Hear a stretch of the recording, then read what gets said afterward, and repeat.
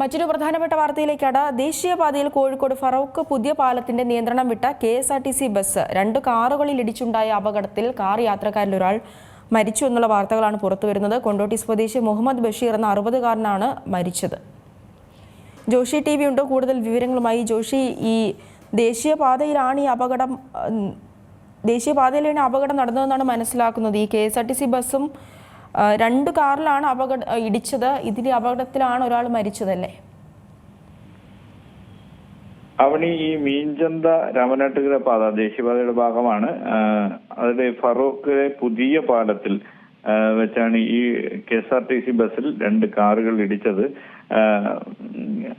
KSRTC fast passenger ബസ്സാണ്. ഈ പാലക്കാട്ട് നിന്നും കോഴിക്കോട്ടേക്ക് വരികയായിരുന്ന ഒരു KSRTC ഫാസ്റ്റ് പാസഞ്ചർ ബസ്സാണ്. അതിൽ കോഴിക്കോട് ഭാഗത്തു നിന്നും ഇപ്പോൾ മരിച്ചയാൾ സഞ്ചരിച്ച കാറ് കോഴിക്കോട് ഭാഗത്തു നിന്നും മലപ്പുറം ഭാഗത്തേക്ക് പോവുകയായിരുന്നു. ഈ കാറ് KSRTCയുടെ മുൻഭാഗത്ത് ഇടിക്കുകയും തുടർന്ന് KSRTC വശത്തേക്ക് വെട്ടിമാറി മറ്റൊരു കാറിൽ ഇടിക്കുകയുമായിരുന്നു. അങ്ങനെയാണ് 2 കാറുകളും അപകടത്തിൽപ്പെട്ടത്. ഇതിൽ ഒരു കാർ ഓടിച്ചിരുന്ന മലപ്പുറം കൊണ്ടോട്ടി സ്വദേശിയാണ്, തുറക്കൽ സ്വദേശിയാണ് മുഹമ്മദ് ബഷീർ എന്നയാളാണ് മരിച്ചത്.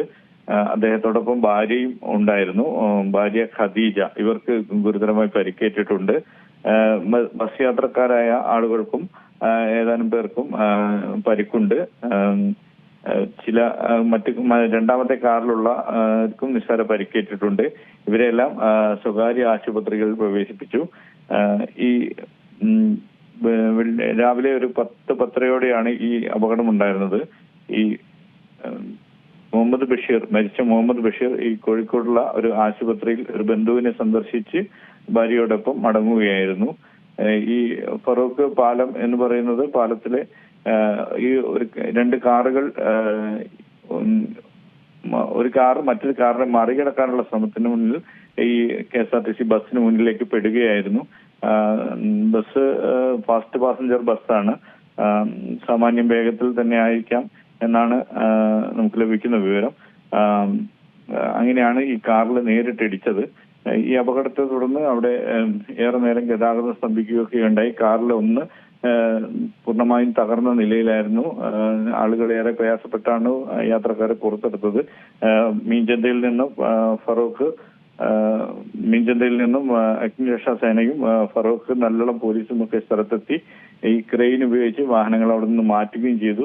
ഈ ഗതാഗതം ഏറെ നേരം സ്തംഭിക്കുന്ന ഒരു അവസ്ഥയും ഉണ്ടായിരുന്നു.